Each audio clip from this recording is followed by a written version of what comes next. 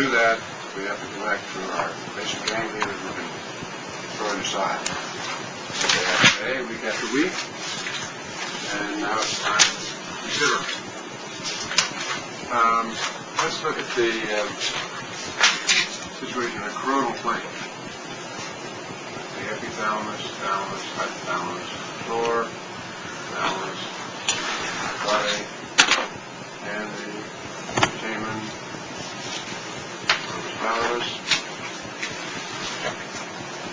and I put the zone insert in here, bottom end of the lateral reticular nucleus, and the subthalamus, and the substantia nigra,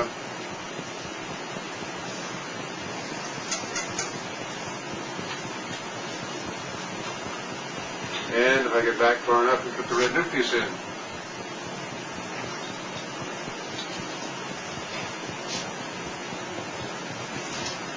And then out here we need some claustrum, and some supracortex, temporal lobe, frontal lobe. A bit of a tail of caudate down in here in the roof of the temporal horn. Cap formation.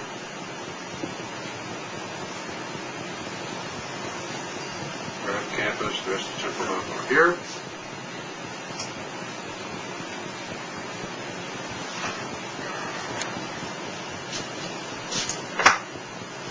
The major way out of this system is from globus pallidus.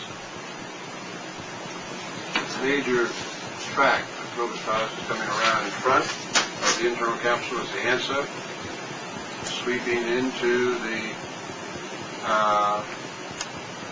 region beneath the thalamus and going up into VA and VL. That's the ansa, reticularis, and a very comparable tract goes straight across as the vesiculus.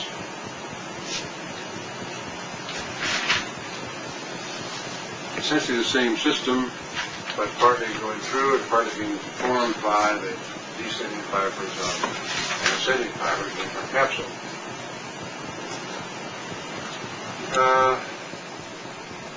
You'll recall also that the globus pallidus develops from hypothalamus, and so we have a trail of that origin in the pallido-hypothalamic system, and also to the subthalamus, and also to the substantia nigra.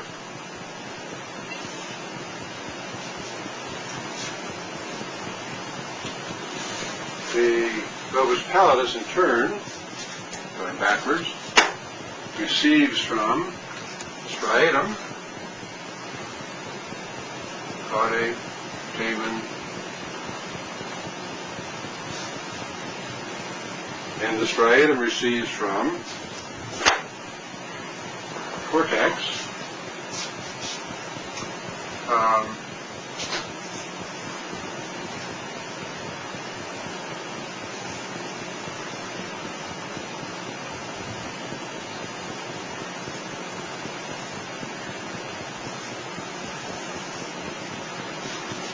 in a fashion that follows the spiral growth of the striatum around from frontal, central, parietal, occipital, and temporal lobes, coming in from the front, above, the side, and below.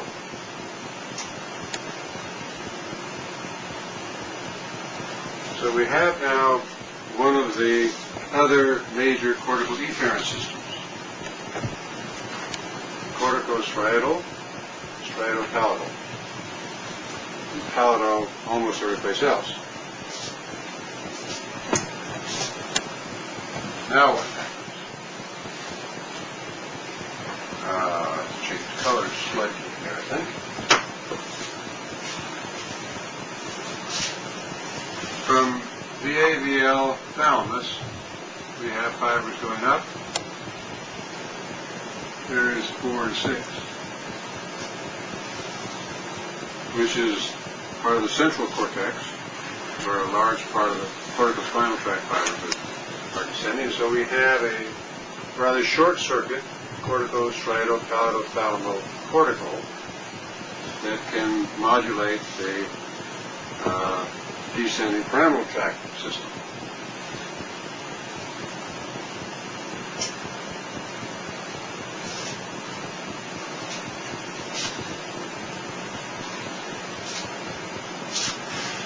Running out of colors here.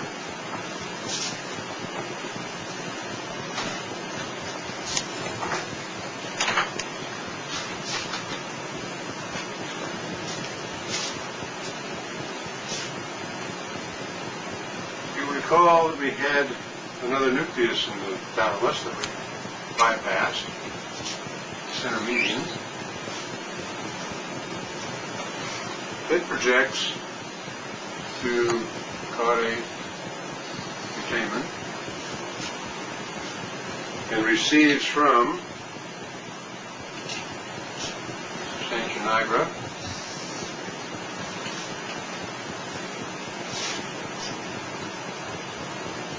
and so we have another little circuit added on here, palato, nigro, thalamo, center median, striatal, and back.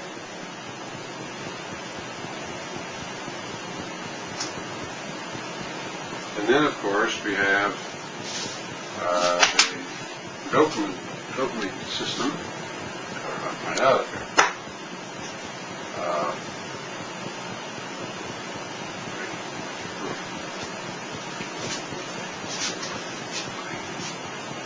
Nigro-striatal.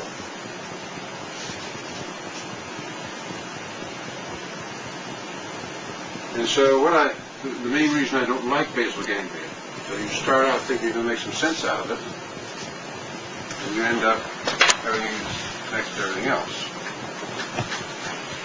So I have a tremendous difficulty in understanding why we have particular diseases of these structures.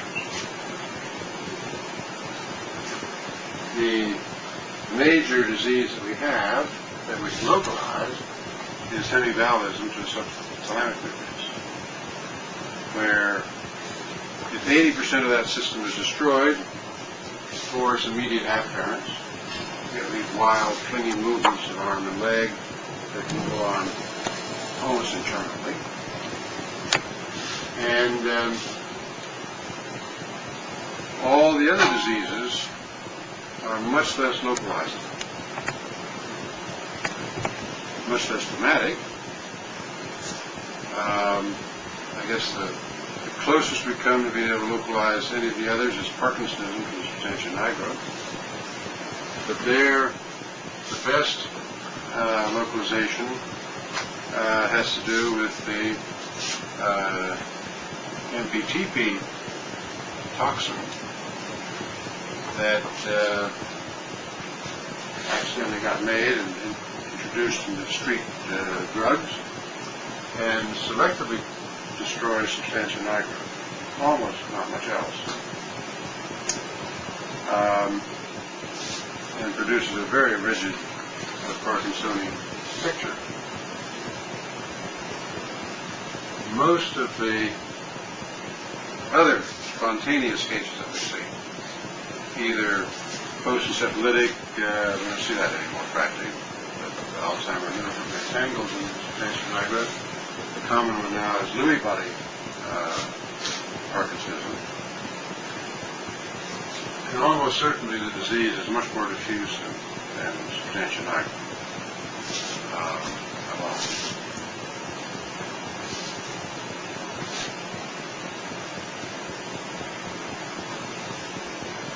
And then we come to the choreas, Huntington and sydenham, and those are supposed to involve striatum, caudate, putamen, but are almost certainly much more diffuse. Wilson's disease, another one that produces damage to caudate, putamen, also much more diffuse, copper toxicity. So why with these three diffuse, rheumatic fever and syphilitic, Huntington's, cortical, striatal, and else, lots of other places, and Wilson's, also very diffuse, we have such relatively minor motor changes, especially the choreas, and athetosis, is to me simply not clear. When with a very small lesion in subthalamic nucleus, we can get this violent hemivalism, and the more diffuse, toxic, inflammatory ones, you get relatively small twitches that are sometimes difficult to see because some of the patients with these twitches and extra movements sort of carry them on into another movement that masks what you would otherwise see as a strange behavior.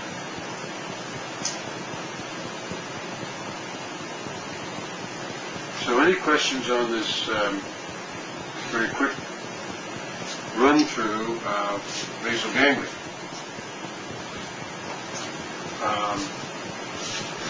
This is not meant to be an exhaustive discussion of basal ganglia. I've tried to avoid defining basal ganglia because all of the definitions that I've come across have been different.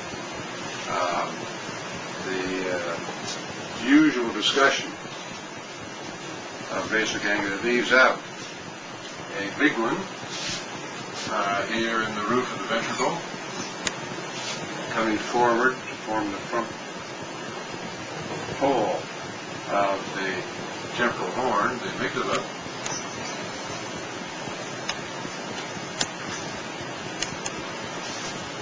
That one is traditionally left out, yet it's bigger than the globus pallidus. These connections are very poorly defined, and has been generally summarized as being the basal ganglia for most of the temporal lobe, which doesn't help very much, except that it helps in pointing out the amygdaloid nucleus is a very complicated structure, and receives from a very wide number of sources. Itself is a very complex package of subnuclei, and its major output seems to be directly to hypothalamus or indirectly through stria terminalis, curving around the same little temporal spiral, largely to hypothalamus, the epithalamus. But it's an awfully big nucleus, has such restricted output. The other reason I don't like all the other definitions of basal ganglia is that they try to make them motor, having a bias towards all of these Parkinsonian tremors, rigidities, choreiform, athetoid, hemiballistic movements as being a motor problem. They're probably much more likely to be something that interferes with movement, that interrupts movement, or of there being telencephalic in origin, the majority of the caudate putamen are. So you can restrict basal ganglia down to almost nothing. And it's right.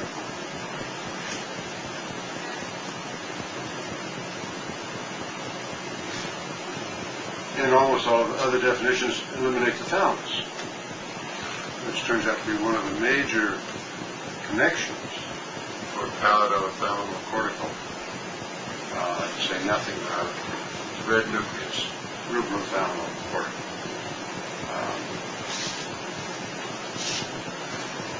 So I find the definition of basal ganglia on embryologic or functional terms as being unsustainable.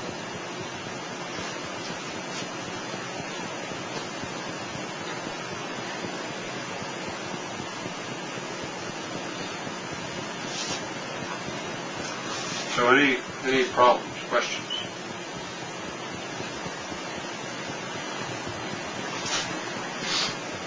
Well, let's take a moment now and see how these forebrain connections fit in with the rest of the extrapyramidal systems.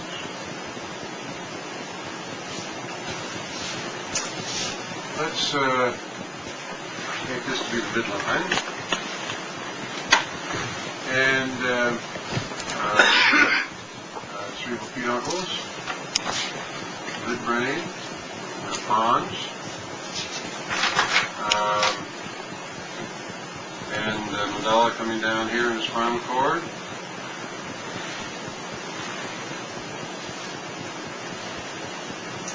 With posterior hindbrain and anterior, middle and anterior hindbrains. Midbrain segment back across here. We don't really need the mammillary bodies. We're putting them for orientation here.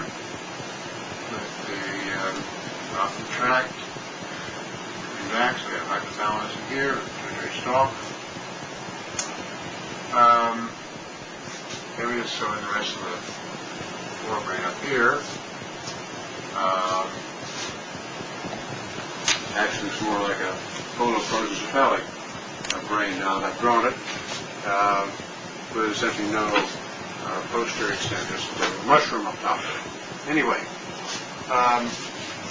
if we continue the midline up, and above this we have thalamus, and the internal capsule, and so that's going to put us with Cayman, Globus pallidus. What more do we want? Some red nucleus in here.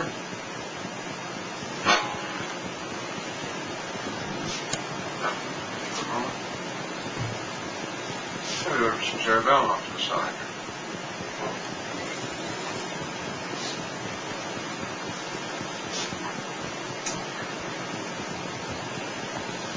One of the major extrapyramidal systems one of the first one we came to was vestibular nucleus and vestibular spinal tract. In which segment was that, Eric?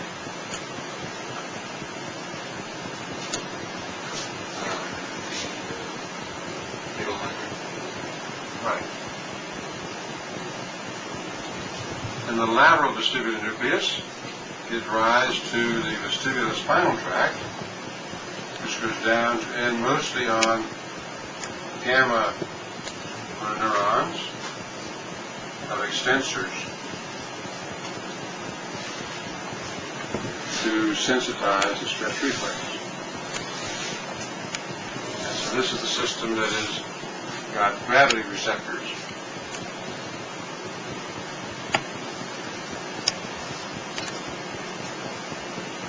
Playing on it.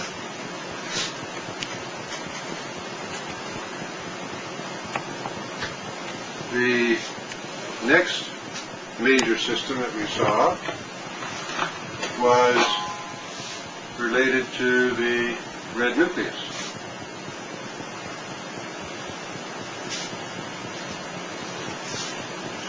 Reverse red nucleus is blue.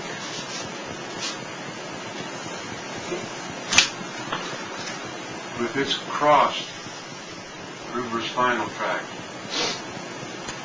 coming down,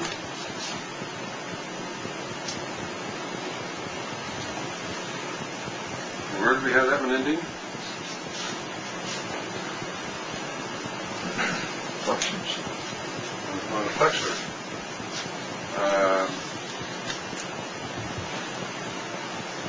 Motor neurons.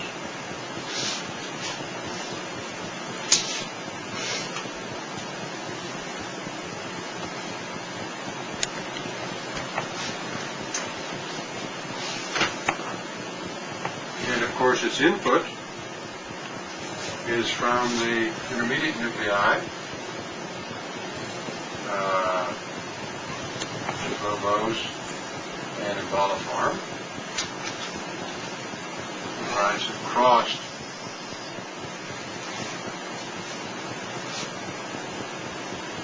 superior cerebral peduncles and receiving from paravermis,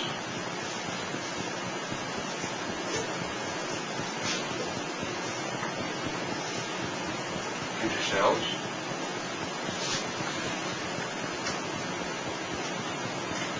in turn receiving from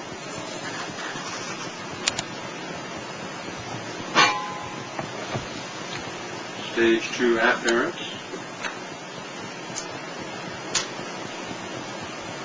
spindles, and others that project into paravermian cortex over the dorsal and ventral spinocerebellar tracts.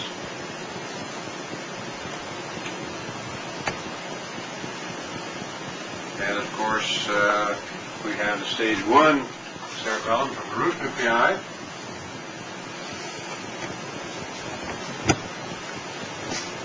that play upon the posterior nucleus and take care of stage 1 afferents, gravity, interflocculated nodular bone.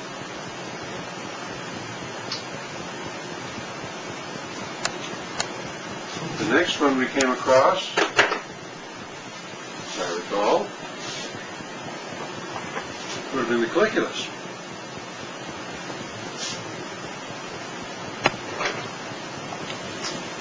And so the colliculus behind the red nucleus here,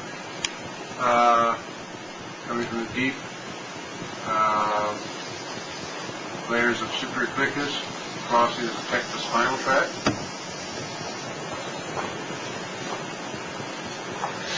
Going down to end on, I don't know what, but a major descending extrapyramidal system.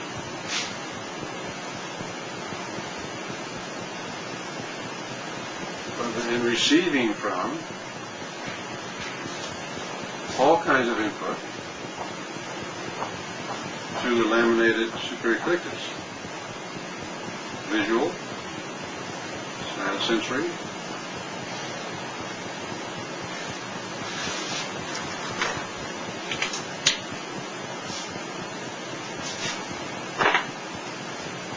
and then running through,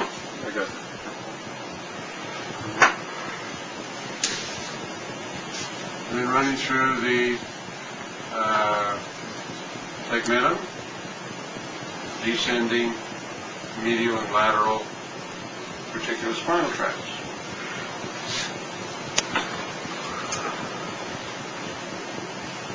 So these are some of the major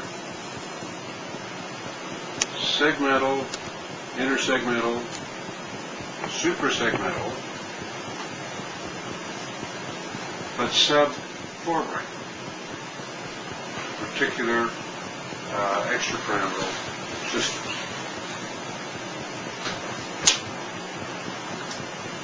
And on top of those, we have these systems that, so far as I've shown, are only involved in circuits that are going upstream, cortex, which also give rise to descending pallado, particular, pallado subthalamic, subthalamal in particular, and play upon these other intersegmental systems.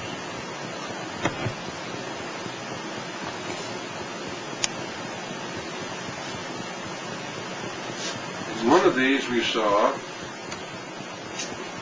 back again with the cerebellar system is the afferents to the inferior olic.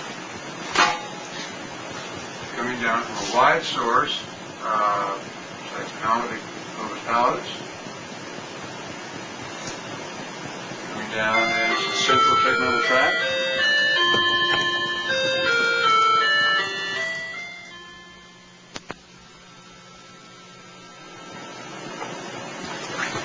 Coming out of the central tegmental tract through the reticular formation of the brainstem and on the outside of the olive, which gives rise to fibers across into all parts of the cerebellar cortex as climbing fibers.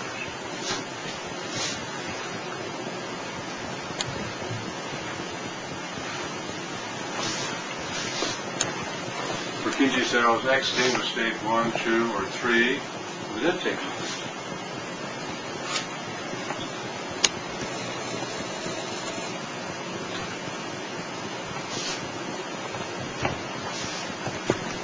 So we have over here the intake nucleus, this output, the red nucleus, the thalamus, and on up to cortex.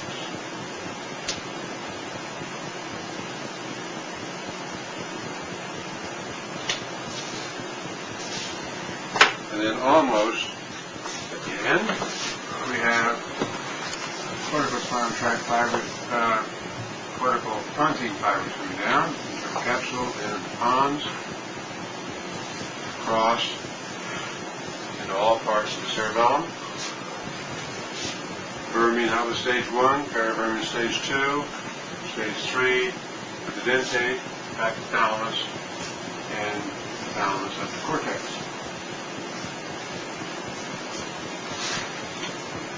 And these are all parts of the controlling devices that do not run in the pyramids of development. So these are all extrapyramidal systems. And they seem to consist of short palatothalamic, thalamocortical, and cortical palatal. So a short system of controls with longer and longer feedback, modifying cortical output. Most of them, though, having an effect downstream in terms of reticular formation, colliculus, vestibular nucleus, and controlling extensors or flexors predominantly.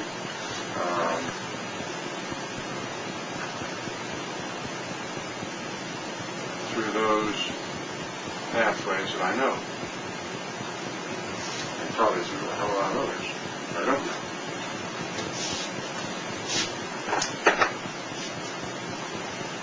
So does that help?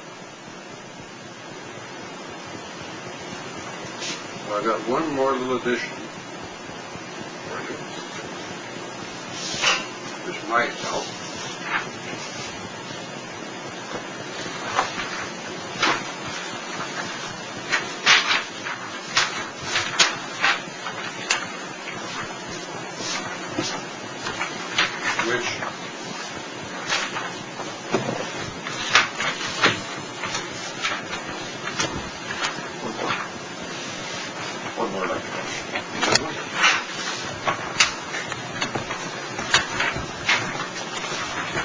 Focus on it up here, David. Zoom in that far. Where should I? No, this one. Or I can draw it again. It's not that complicated. Because what it does is try to summarize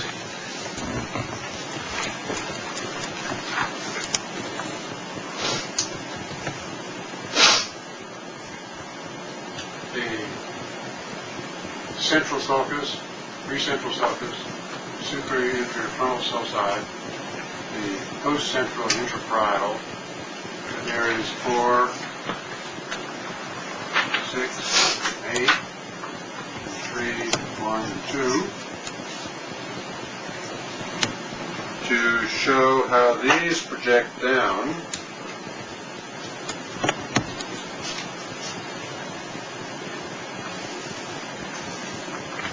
To substantia nigra.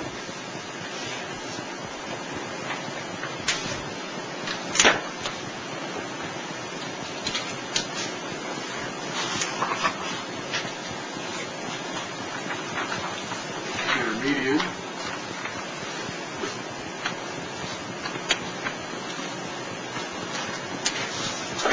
And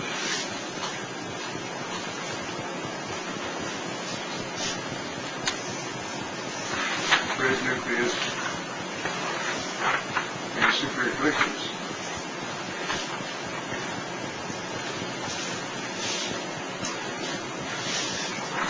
So these cortical areas project on the subcortical nuclei and other suprasegmental structure like suprasphincters.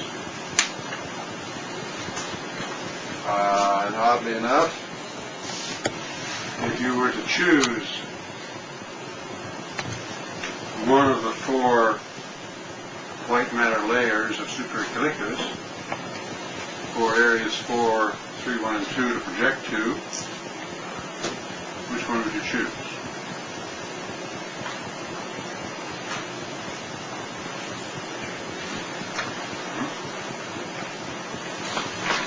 Which of the four layers?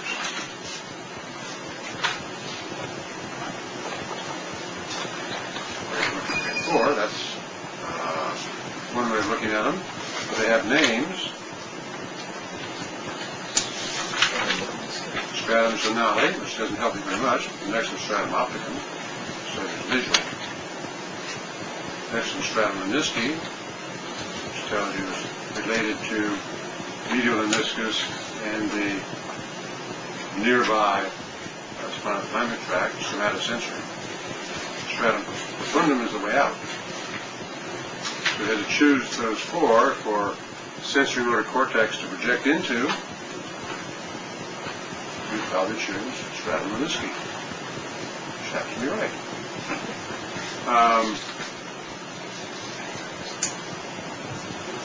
Just as, if you can remember back, when the occipital lobe was projecting down into the superior colliculus, it came in through which layer?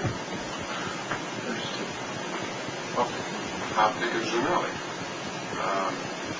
So there is sort of a logic to some of our names and some of the connections. As the three suprasegmental structures, cerebellum, colliculi, and forebrain, interconnect among themselves.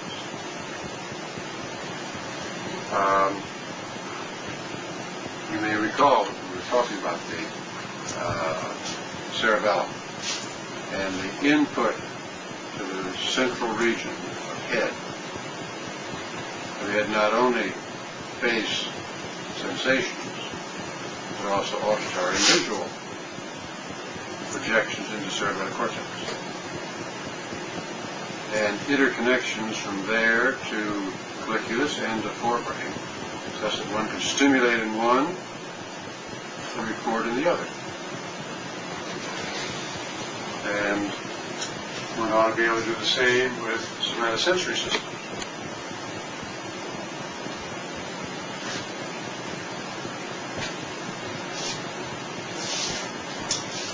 So, just very quickly to try and show you that these are all interconnected in particular ways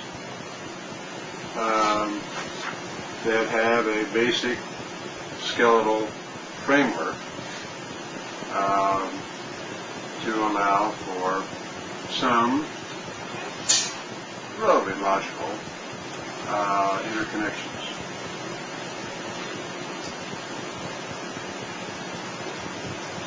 So any questions?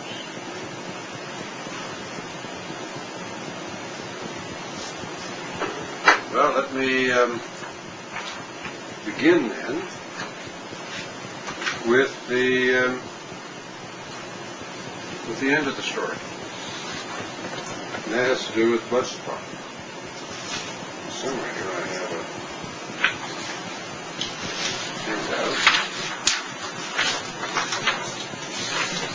for that.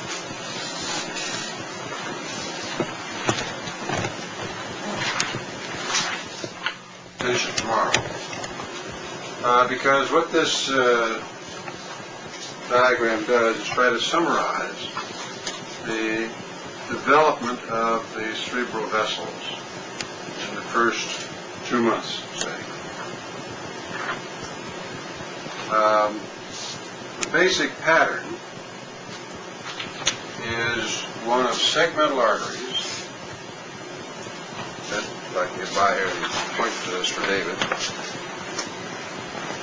that supply each of the segments of the spinal cord and brain stem, having come from the primitive pair of dorsal aortae, in turn coming largely from the third and fourth aortic arches, in turn supplied by the heart. This pair of aortae giving rise to segmental arteries for each of the spinal and brainstem segments. Each of these then give rise to rostral and caudal branches that fuse to form a pair of vertebral basilar arteries, to jump into the adult terminology. The segmental arteries then disappear for the hindbrain, down through cervical, ending at C7. So we have the adult pattern of the vertebral arteries coming from the C7 segmental arteries. And the pair of basilar arteries then fuse, so we end up with a single basilar artery. So from this initial almost stepladder arrangement of pairs of right and left segmental arteries, and then rostral caudal connections between them, we produce them, and then we atrophy the original segmental portions to end up with the vertebral basilar system. And the color coding relates to the timing of this process, such that the pattern that I've given you in black is essentially what is present at 26 days, 4 millimeter embryo. And then the blue part of the anterior, middle, and posterior hindbrain segmental arteries atrophies within the next couple of days, by 28 days, 5 millimeters. And the red continues on to atrophy down through the cervical segmental arteries for the next week, out to 35 days. So that, very briefly, is how we form the pair of vertebral and single basilar arteries. Any questions at that point?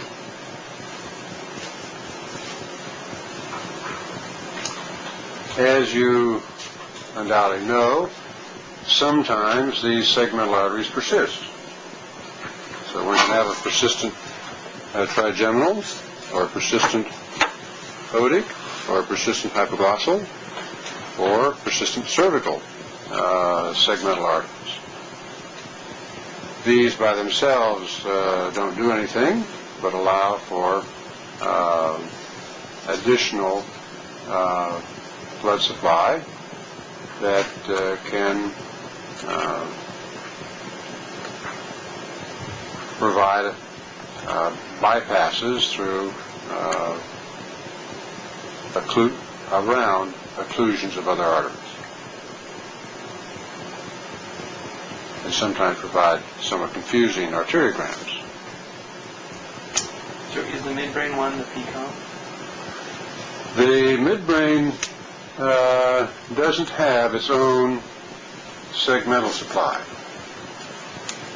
but is supplied by what I was about to come into next, namely the carotid system. The carotid system, internal carotid, represents a continuation of the pair of dorsal aortas that then divides rostral into an olfactory or anterior cerebral artery, and caudally into a diencephalic or posterior communicating artery. The carotid and basilar systems then fuse at the level of the midbrain. And the anterior carotid artery, given off from the rostral branch, comes in at about 33 days or 9 millimeters. By that time, the embryo has become so distorted that I have to change to the next picture over here to show the continuing development of the forebrain arteries, with the internal carotid coming up, branching rostrally for olfactory and caudally for diencephalic. That in yellow in this diagram is now the 33-day 9 millimeter embryo, with the anterior carotid given off at that time. The next development is for the posterior carotid artery to come off and the middle cerebral artery to come off. And that happens about 4 days later at 37 days in a 14 millimeter embryo. And the last to develop is the posterior cerebral artery as a continuation of the diencephalic, the original diencephalic caudal posterior branch of the carotid. And that really hasn't developed, according to Dorcas Paget's studies, until after 55 days. The junction of the diencephalic carotid system and the basilar occurs at about that 33-day stage and allows for the adult pattern of carotid vertebro-basilar connection through posterior communicating and the paired rostral basilar arteries.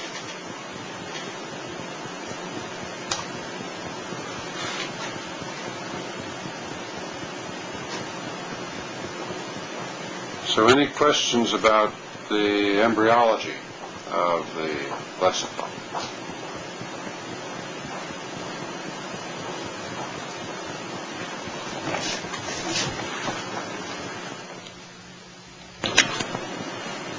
The classical one is going to be the posterior hindbrain,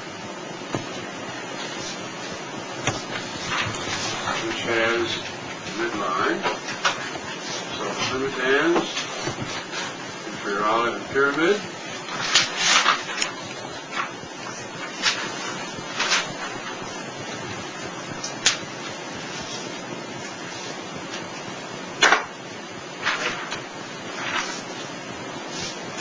with two vertebral arteries off to the side that are going to give rise to three kinds of branches. You've heard that before, I suppose. One of which is paramedian,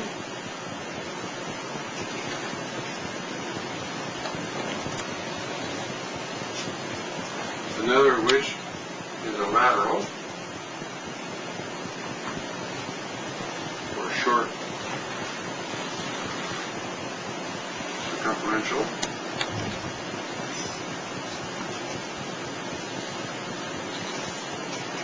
And a third of which is a long circumferential going to the suprasegmental organ, cerebellum.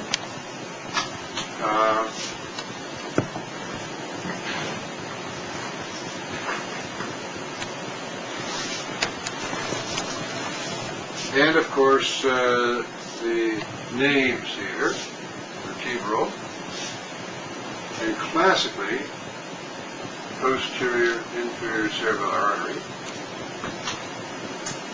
and the lateral medullary artery.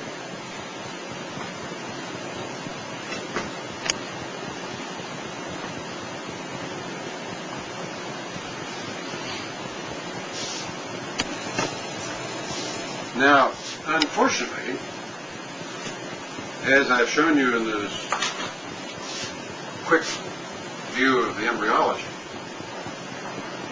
the vascular network that develops and condenses, as I showed you briefly, is a diffuse capillary sinusoidal bed. Some of them atrophying into larger channels, but not completely reproducibly so. So when we have the classical condensation down into the posterior inferior cerebellar artery, with the lateral medullary artery branch of that, that doesn't have to happen. These lateral medullary arteries, which there are half a dozen or so, can come from vertebral, can come from the basilar or rostrum, or as shown here, can come from posterior inferior cerebellar. So it's essentially a statistical distribution. The brain stem, at one level or another, is going to be supplied by these arteries that penetrate laterally, and these arteries penetrate medially. If it's not, that part of the brain stem could be dead. In utero, that doesn't happen very often. But there's nothing fixed really about this origin from here.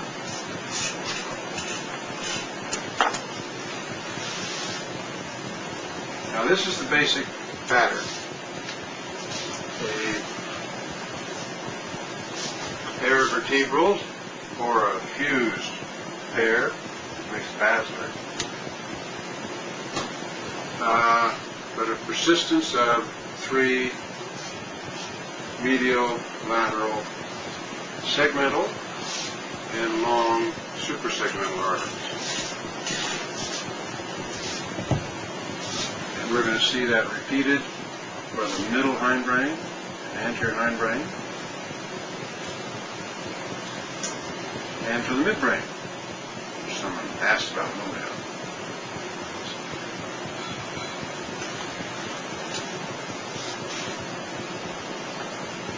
The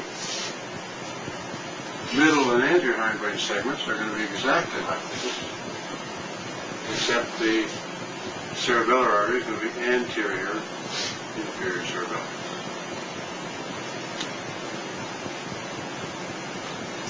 When we get to the midbrain,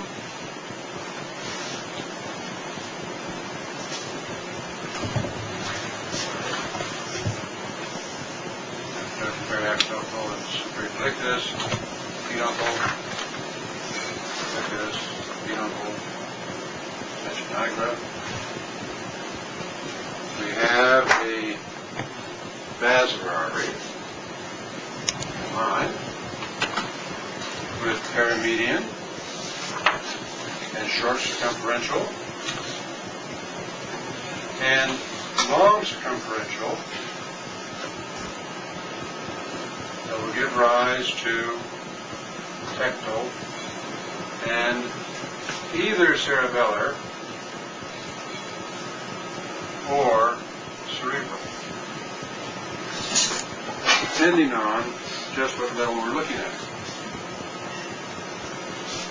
But it's the same basic pattern, basilar, paramedian, short, circumferential, or lateral, and long, circumferential, suprasegmental,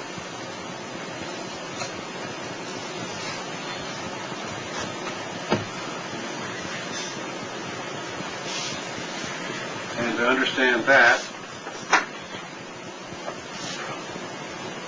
this point here was cerebral or cerebellar, we have to look at that in a sagittal plane.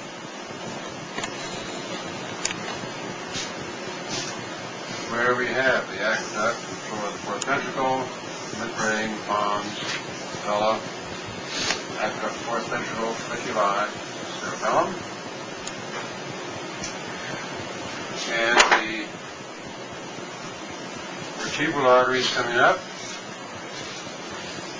fusing from the basilar artery, coming up,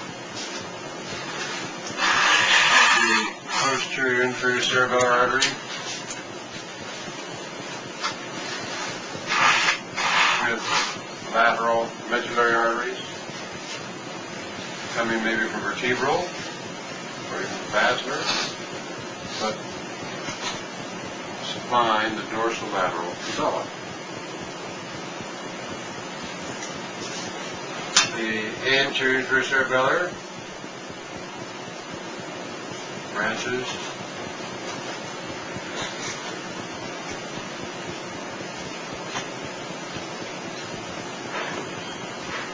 and the rostral basilar giving rise to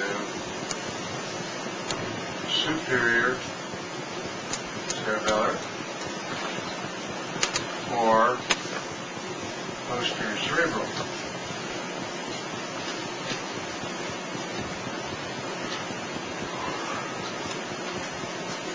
With technical branches coming off one or the other of those two. But the fliculi, which are quite reduced in size in the human, don't have their own special arteries, but are fed by either cerebellar or cerebral, long suprasegmental, long circumferential vessels.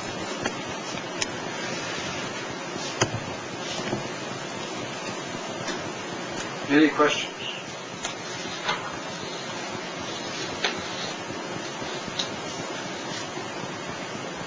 Okay, one question to you. Think about for tomorrow, and now at 6:30 tomorrow morning. How many arteries are we going to see in the forebrain? I've tried to emphasize so far a pattern of 3 for the brain stem. How many are we going to see in this pattern in the forebrain? And the other side of that coin, how many are we going to see in the spinal cord?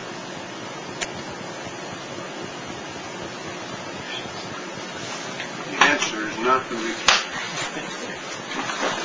So that's going to be 2 exceptions for you to think about in the next 3 hours. Did anyone miss my